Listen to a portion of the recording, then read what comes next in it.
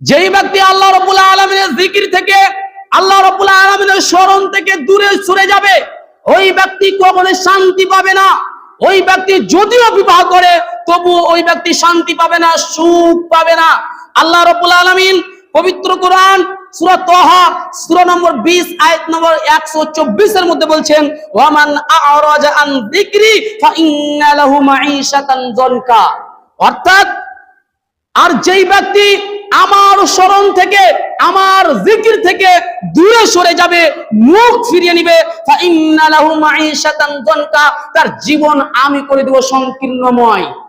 আল্লাহ রাব্বুল আলামিন বলছে যে যেই ব্যক্তি আল্লাহর জিকির থেকে দূরে সরে যাবে তার জীবনকে আমি করে দেব সংকীর্ণময়। আল্লাহর জিকির বলতে উদ্দেশ্য কি?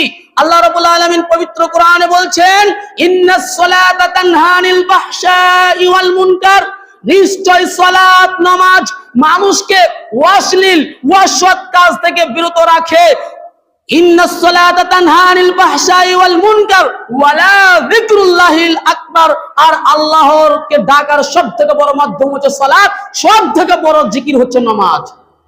যদি আজকে আপনি নামাজ থেকে দূরে সরে যান, যদি আপনার পরিবারে কেউ নামাজ না পড়ে, তাহলে ওই পরিবারে কখনো শান্তি পাবেন না। হয়তোবা সুখ পাবেন কিন্তু শান্তি পাবেন না। মনে যে শান্তিটা থাকে ওই শান্তিটা আপনি পাবেন না।